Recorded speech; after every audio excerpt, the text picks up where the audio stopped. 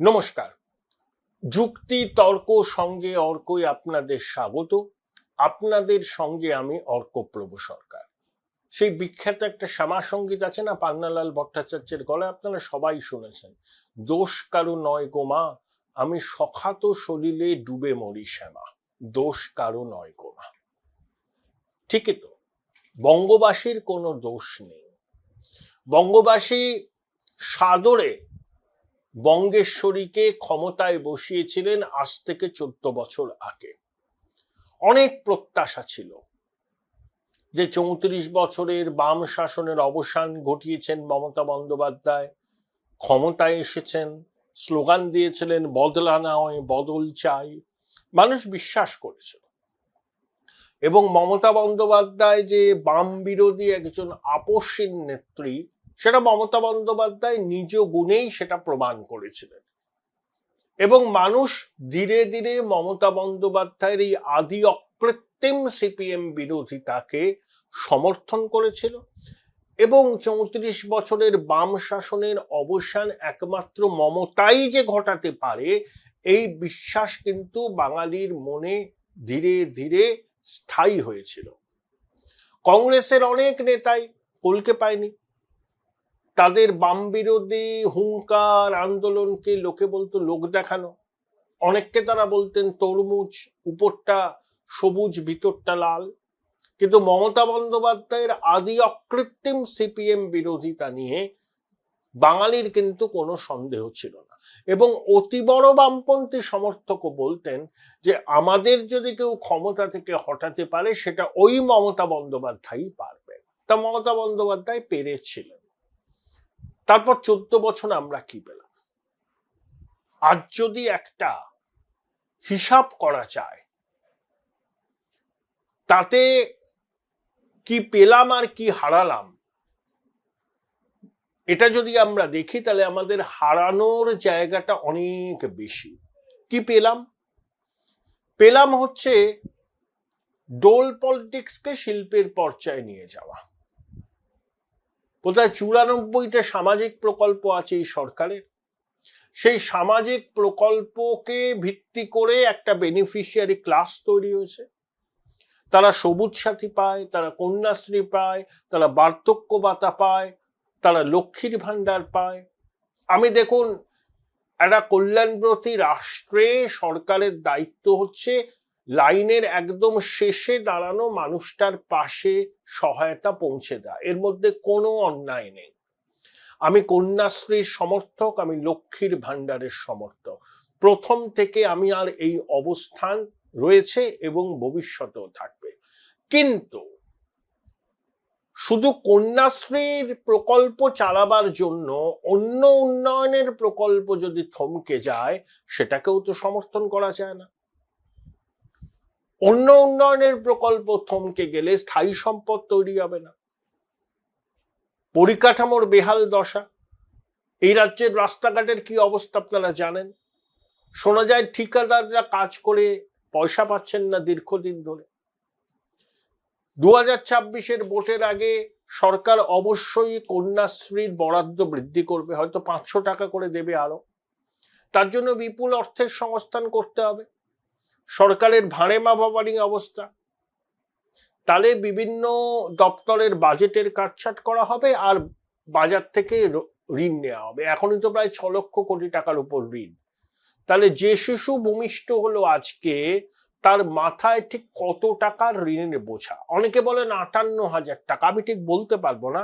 অর্থনীতিবিদ যারা এইসব নিয়ে চর্চা করেন, তারা নিশ্চয়ই জানাবেন বা জানিয়েছেন যে যে শিশু আজকে ভূমিষ্ঠ হলো, সে কত টাকার ঋণের বোঝা মাথায় নিয়ে এই পৃথিবীতে এলো। তাহলে আমরা ঋণের বোঝায় নুবছ, হারালাম অনেক কিছু। 2 লক্ষ কোটি টাকার দেনা 11 সালে রাজ্যের মাথায় ছিল, সেটা বেড়ে গেল 6 লক্ষ কোটি টাকা। 2, হ্যাঁ, আপনি বলতে পারেন পেয়েছে কি? বহুবিধ সামাজিক প্রকল্প, তার মধ্যে 2-1টা আন্তর্জাতিক স্বীকৃতিও পেয়েছে। এটা অবশ্যই প্রাপ্তি। বামেরা এই ধরনের প্রকল্পের কথা ভেবে দেখেনি। মমতা বন্দ্যোপাধ্যায় করেছেন, তার জন্য তার অবশ্যই প্রশংসা প্রাপ্য। কিন্তু এইগুলো চালাতে গিয়ে অন্য জায়গাগুলো তো বঞ্চিত হচ্ছে, অগ্রাধিকার নেই, সেটা ক্ষতি, এটা আমরা হারালাম। 2, সিঙ্গুরে টাটাকে তাড়ানো হয়েছিল, টাটার কারখানার যে পরিকাঠামো ভেঙে গুড়িয়ে দেওয়া হলো, তারপরে সর্ষের চাষ শুরু হলো।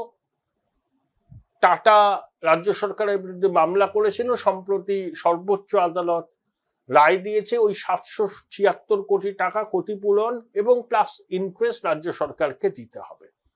তাহলে টাটার চলে যাওয়া পশ্চিমবঙ্গের শিল্প সম্ভাবনার কফিনের শেষ পেরেকটা পুঁতে দেওয়া। সম্প্রতি পশ্চিমবঙ্গ বিজেপির সভাপতি, রাজ্যসভার সাংসদ শ্রমিক ভট্টাচার্য রাজ্যসভায় প্রশ্ন করেছিলেন, তার প্রশ্নের উত্তরে কেন্দ্রীয় মন্ত্রী জানিয়েছেন যে 2024-25 অর্থবর্ষে পশ্চিমবঙ্গে প্রত্যক্ষ বিদেশি বিনিয়োগ এসছে দেশের মোট প্রত্যক্ষ বিদেশি বিনিয়োগের 0.6%, 1%-এর কম। যদিও রাজ্য সরকার দাবি করে বেঙ্গল গ্লোবাল বিজনেস সামিটে 19 লক্ষ কোটি টাকার বিনিয়োগের প্রস্তাব এসছে। দেশের মধ্যে বিনিয়োগের প্রস্তাবে পশ্চিমবঙ্গ চতুর্থ, কিন্তু ইমপ্লিমেন্টেশনের ক্ষেত্রে প্রথম 10-12টা রাজ্যের মধ্যে নেই। অর্থাৎ শিল্প সম্ভাবনা পশ্চিমবঙ্গে আগামী দিনে আদৌ হবে কিনা সে নিয়ে কিন্তু সবার মনে প্রশ্ন আছে। বুদ্ধদেব বাবু শুরু করেছিলেন, চেষ্টা করেছিলেন, অনেক দিনের স্থিতিজাট্য ভেঙে নতুন কিছু করার চেষ্টা করেছিলেন। বাম শরিকরা, সিপিএম, ট্রেড ইউনিয়ন তাকে পদে পদে বাধা দিয়েছে, তাও তিনি চেষ্টা করেছিলেন। কিন্তু তারপর 14 বছর শিল্পে বন্ধা দশা, নেই কলকারখানা, নেই চাকরি, নেই কর্মসংস্থান, নেই। সেই জন্যই তো এত পরিযায়ী শ্রমিক রাজ্য থেকে বাইরে যায়।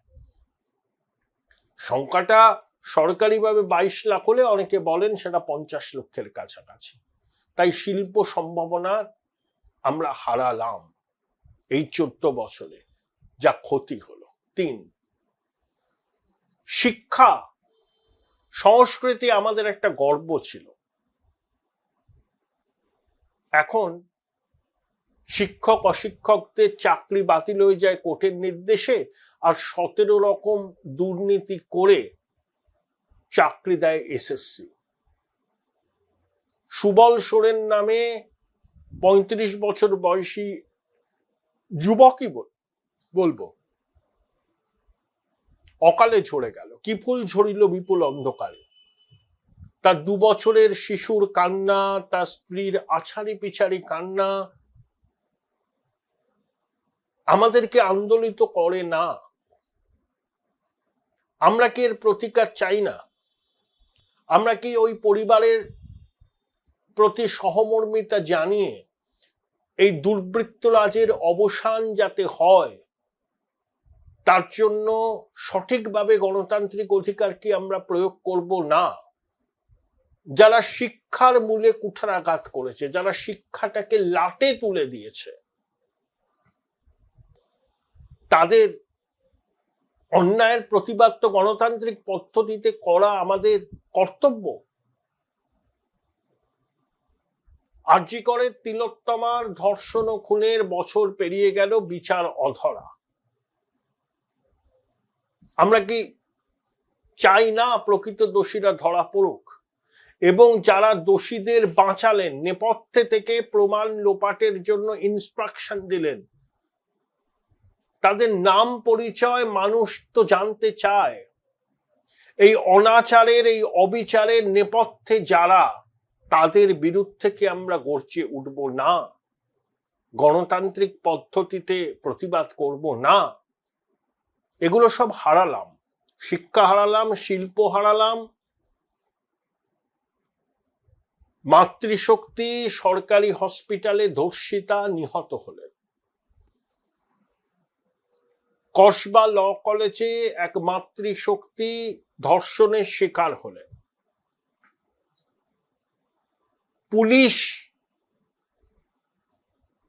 সবকিছু দেখেও না দেখার ভান করে,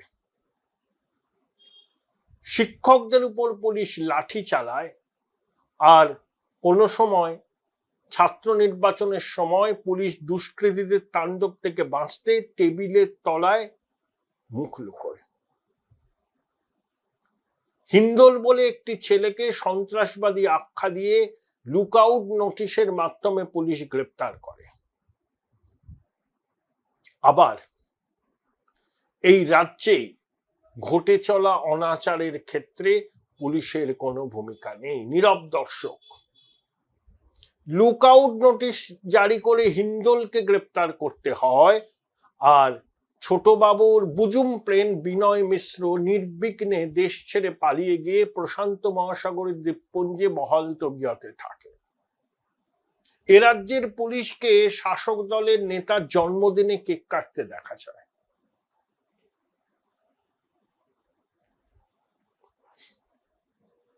তাই আইনের শাসন এখানে নেই, শাসকের আইন আছে, এই কথা যারা বলেন তারা কি খুব ভুল বলেন? পঞ্চায়েত নির্বাচনে রক্তের হোলি খেলা হয়, মায়ের কোল শূন্য হয়। অনুপ্রাণিত গৃহপালিত নির্বাচন কমিশন রাজ্যের হাইকোর্টের ভৎসনার মুখে পড়েও নিজের সিদ্ধান্তে অবিচল থাকেন। গন্ডারের চামড়ার থেকেও মোটা হচ্ছে এদের চামড়া, এতটাই তারা অনুপ্রাণিত এবং গৃহপালিত। মাননীয়ার প্রথম দফায় মীরা পান্ডে রাজ্যের নির্বাচন কমিশনার ছিল। একজন স্টেট ইলেকশন কমিশনার আইনের ক্ষমতা প্রয়োগ করে কতদূর যেতে পারেন সুষ্ঠু অবাধ নির্বাচনকে নিশ্চিত করার জন্য, এই নিদর্শন আমাদের আছে। কিন্তু তারপর কি দেখেছি আমরা? সব অনুপ্রাণিত গৃহপালিত আধিকারিকদের রাজ্য নির্বাচন কমিশনের মাথায় বসানো হচ্ছে। তাহলে স্থানীয় নির্বাচনে গণতন্ত্রের উৎসব তো এখানে হলো না, এখানে হলো ভোট চুরি, জেতা প্রার্থীকে হারিয়ে দেওয়া, 34% আসনে বিনা প্রতিদ্বন্দ্বিতায় জয়লাভ করা, বিরোধী দলের এজেন্টদের শাসানি হুমকি দেওয়া। 15 বছর ধরে এই ট্র্যাডিশন চলছে, বন্ধ হবে কিনা জানি না। এগুলো আমরা হারালাম, গণতান্ত্রিক ঐতিহ্যকে হারালাম। আরে বাম জমানো পঞ্চায়েত নির্বাচনে, কলকাতা পুরসভায় 9 দশকের নির্বাচনে কি হয়েছিল আমরা জানি, কিন্তু এই সার্বিক অবক্ষয় বামেদের জমানাতেও ছিল না।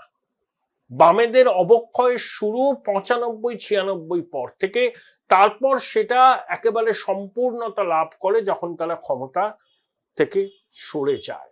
কিন্তু তৃণমূল জমানার প্রথম থেকেই এই সার্বিক নৈরাজ্য, তাই এই ঐতিহ্যগুলো আমরা হারালাম। প্রাপ্তিযোগ তো কিছুই নয়, সামাজিক প্রকল্প তার মধ্যে বেশ কয়েকটি ভালো, কিন্তু অপ্রাপ্তি এই 15 বছরের সব ক্ষেত্রে, শিল্প, শিক্ষা, কর্মসংস্থান, আইন শৃঙ্খলা, স্থানীয় স্তরের নির্বাচন, নাগরিকদের সুরক্ষা, মাতৃশক্তির সম্মান। প্রতিবেদন দীর্ঘ করব না, এখন তো নতুন জিগির উঠেছে বাংলা ভাষা আক্রান্ত ভাষা সন্ত্রাস।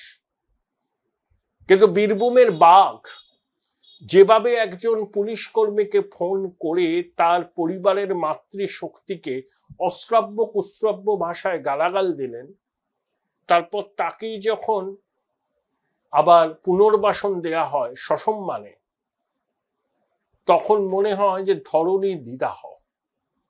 Join Indian Institute of Hotel Management now. Right choice, right decision. Bangla ভাষার রক্ষকদের মুখে যে আমরা বাংলা ভাষা শুনি, তাতে ভাষাকে নিয়ে যে কত বড় অন্যায় আর অবিচার চলছে সেটা কি আর বলে দিতে হয়? আর সবথেকে যেটা অবনমন হয়েছে, বাঙালি বুদ্ধিজীবীদের একেবারে তৃণজীবী হয়ে যাওয়া। বাঙালি মনীষা, বাঙালি বুদ্ধিজীবীদের একটা স্থান ছিল সমাজে, তারা কিছু বললে মানুষ সেটাকে গুরুত্ব দিয়ে বুঝতেন, শুনতেন। সবসময় সব মতের সঙ্গে সহমত হতেন না, কিন্তু শুনতেন। শেষ আলোকবর্তিকা ছিলেন শঙ্খবাবু। তিনি চলে যাওয়ার পরে চতুর্দিকে এখন অন্ধকার, এক অদ্ভুত আধার এসেছে এই পৃথিবীতে। আর কোনো বুদ্ধিজীবী নেই, সব তৃণজীবী বা তৃণভোজী। শুধু কলাটা মূলটা যদি জোগাড় হয়, যদি বঙ্গেশ্বরীর আশীর্বাদ পাওয়া যায়, সেটাই ছিল জীবনের মুখ্য লাভ। তার জন্য বিবেক বুদ্ধিকে মহিষী নারীর পাদপদ্মে সমর্থন করে বাকি সবাইয়ের সঙ্গে হুক্কা হুয়া করে সমবেত বৃন্দগানে সামিল হতেও তাদের দ্বিধা হয় না, তারা মনস্তাপেও ভোগেন না। এই 14 বছরে এটা আমাদের বোধহয় সব থেকে বড় শিক্ষা, যে বুদ্ধিজীবীরা তৃণজীবী হয়ে যায়। কিন্তু এত কিছু পরেও বঙ্গেশ্বরী কি ক্ষমতা ধরে রাখতে পারবেন? 15 বছরের প্রতিষ্ঠান বিরোধিতা, তীব্র মেরুকরণ, 25,000 শিক্ষকের চাকরি চলে যাওয়া, তাদের 2-1 জনের অকালে চলে যাওয়া, প্রাথমিক শিক্ষকদের ভবিষ্যৎ এখনো অনিশ্চিত, স্পেশাল ইন্টেন্সিভ রিভিশন, ভুয়ো ভোটারদের নাম তালিকা থেকে বাদ যাওয়ার সম্ভাবনা। এই মুহূর্তে দাঁড়িয়েও বঙ্গেশ্বরীর একের পর এক তুগুলোকে সিদ্ধান্ত, নির্বাচন কমিশনের সঙ্গে চ্যালেঞ্জ, মানি না, মানব না, অমিত শাহের দালাল। বোঝা যাচ্ছে কোথায় বোধহয় পায়ের তলার জমিটা সরে যাচ্ছে, বুঝতে পারছেন? অনুপ্রাণিত গৃহপালিত ওনার যে ক্লোজ সার্কেল, তারা কি তাকে বাস্তবটাকে বোঝায়, অবহিত করে? যদি তাকে সুপরামর্শ দিত তার স্পিন ডক্টরসরা, তাহলে অন্তত নির্বাচন কমিশনের বিরুদ্ধে এই যুদ্ধংদেহী মেজাজ দেখাতেন না বঙ্গেশ্বরী। আসলে এটা পশ্চিমবঙ্গে কি চলছে জানেন? ইংরেজিতে বললে বলা যায় যে লাল বিফোর দ্য স্টর্ম, ঝড়ের আগে একটা থমথমে অবস্থা।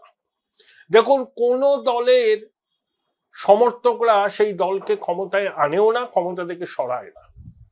ক্ষমতার পরিবর্তন করে সাইলেন্ট মেজরিটি বা সাধারণ মানুষ। তারা কিন্তু মনে মনে প্রস্তুতি নিয়েছেন, মুখে কিচ্ছু বলছেন না, চুপ করে সহ্য করছেন। কিন্তু সহ্যের একটা সীমা থাকে। তাই আমি শিরোনাম দিয়েছি, সখাত শরীরে ডোবার সময় বোধহয় আসন্ন বঙ্গেশ্বরী। তিনি সেটা বুঝতে পারছেন কিনা আমি জানি না। আসলে দীর্ঘদিন ক্ষমতায় থাকার ফলে অপ্রিয় কথা, অপ্রিয় সত্য শাসক কখনো বুঝতে চান না, এবং অপ্রিয় সত্য তাদেরকে বলার মতো হিম্মত স্পিন ডক্টরসদের থাকে না। এটাই বোধহয় বঙ্গেশ্বরীর সব থেকে বড় অসুবিধা। তিনি কারোর পরামর্শ শোনেন না। তিনি ভাবেন তিনি যা বলছেন, তিনি যা ভাবছেন সেটাই সত্যি। কিন্তু সখাত সলিলে তিনি যে ডুবতে পারেন বা ডুবতে চলেছেন, এই আন্দাজ এখনো বঙ্গেশ্বরীর হয়।